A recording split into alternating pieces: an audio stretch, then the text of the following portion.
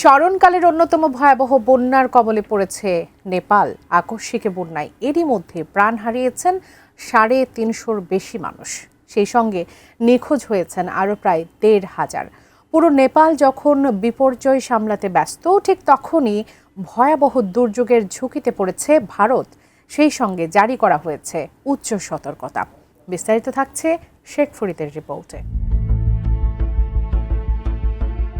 স্মরণকালের অন্যতম ভয়াবহ বন্যার কবলে পড়েছে নেপাল।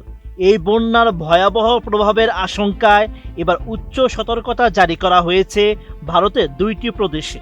এমন তথ্যই উঠে এসেছে ভারতীয় সংবাদ মাধ্যম হিন্দুস্তান টাইমসের এক প্রতিবেদনে। ভারতীয় সংবাদ মাধ্যমটির প্রতিবেদন অনুযায়ী নেপালের বন্যার প্রভাবে ভারতের উত্তরপ্রদেশ ও বিহারে উচ্চ সতর্কতা জারি করা হয়েছে। কারণ দুই প্রদেশের মধ্য দিয়ে প্রবাহিত হয়েছে নারায়ণী গণ্ডক নদী। নারায়ণী নদীর উৎপত্তি তিব্বত নেপাল সীমান্তের কাছে। এটি মুস্তাং অঞ্চল দিয়ে নেপালে প্রবেশ করে। ত্রিবেণী ধামে ভারত নেপাল সীমান্ত অতিক্রম করে নদীটি গণ্ডক নামে বিহারের বাল্মীকি নগরে পৌঁছায়।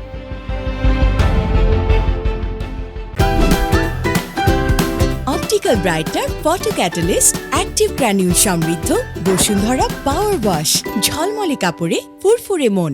হিন্দুস্তান টাইমস আরও জানিয়েছে, নেপালের নারায়ণী নদীর পানির স্তর বেড়ে যাওয়ায় এর প্রভাব পড়েছে ভারতের দিকে প্রবাহিত গণ্ডক নদীর উপর।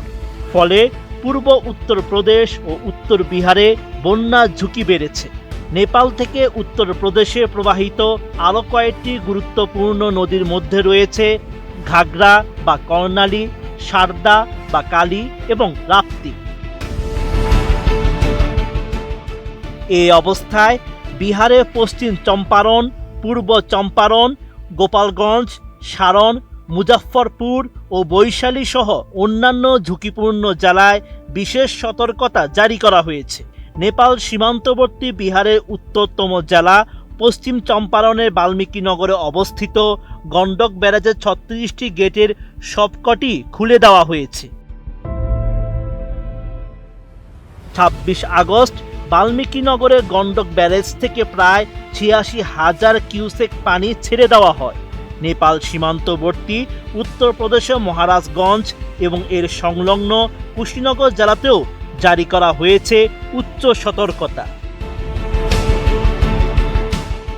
উত্তরপ্রদেশের মুখ্যমন্ত্রী যোগী আদিত্যনাথ সামাজিক মাধ্যম এক্সে লিখেছেন, গণ্ডক ও নারায়ণী নদীর পানির স্তর বাড়ছে এবং এর প্রভাবে উত্তরপ্রদেশের মহারাজগঞ্জ ও কুশীনগর জেলায় বন্যার সম্ভাবনা রয়েছে। এই পরিপ্রেক্ষিতে স্থানীয় প্রশাসনকে পুরোপুরি সতর্ক থাকতে এবং প্রয়োজনীয় প্রস্তুতি নিশ্চিত করতে নির্দেশনা দেওয়া হয়েছে। Sheikh Farid, ATN news.